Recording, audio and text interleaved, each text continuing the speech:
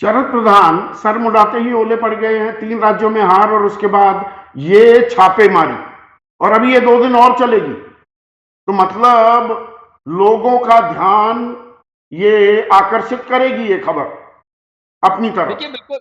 देखिए बिल्कुल पहली चीज ये है कि बीजेपी और बीजेपी का शीर्ष नेतृत्व यानी कि मोदी और अमित शाह को ये बात बखूबी वो समझते हैं कि मीडिया उनकी जेब में है, जो मेन स्ट्रीम मीडिया माना जाता है, जिस तरह जिसे आजकल गोदी मीडिया भी कहा जाता है। तो उन्हें मालूम है कि जो भी वो चाहेंगे नैरेटिव सेट करना, वो सेट हो जाएगा और बड़ा आसान है कि आपके पास सारी एजेंसीज हैं, एनफोर्समेंट एजेंसीज आपके पास हैं। तो आप जिसके यहाँ भी रेड डालेंगे और इस देश में शायद ही कोई पॉलिटिकल पार्टी हो, शायद ही कोई पॉलिटिकल लीडर्स हों जिनके पास अपार दौलत नहीं।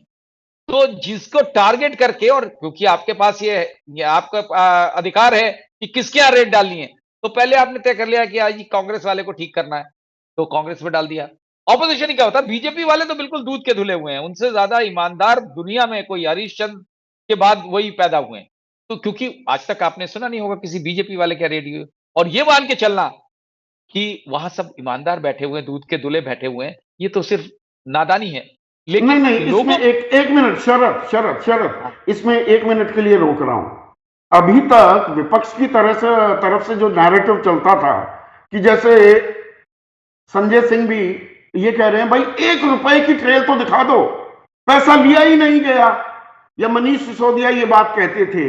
एक वो जो कहावत है ना, प्रत्यक्ष को प्रमाण क्या, हाथ कंगन को आरसी क्या, पढ़े लिखे को फारसी क्या, यहां तो सामने सबूत भी है।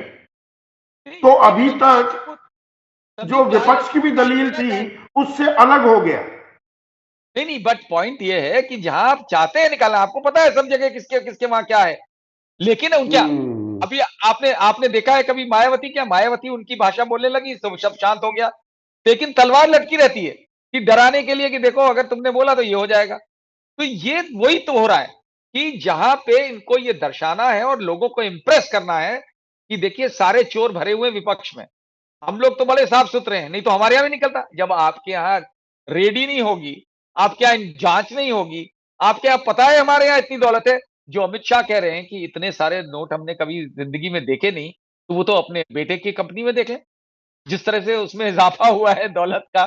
तो वो देखने की बात है ना। अब आपने चश्मा लगा रखा है, तो उस चश्मे में आपको सिर्फ विपक्ष वाले दिखते हैं चोर, जो अपने यहाँ के चोर हैं वो नहीं, वो तो दिखते ही नहीं है क्योंकि आपने इस तरीके का चश्मा वो लगा रखा दिखते नहीं। है। ये भी, हाँ, ये दूसरा पक्ष भी है।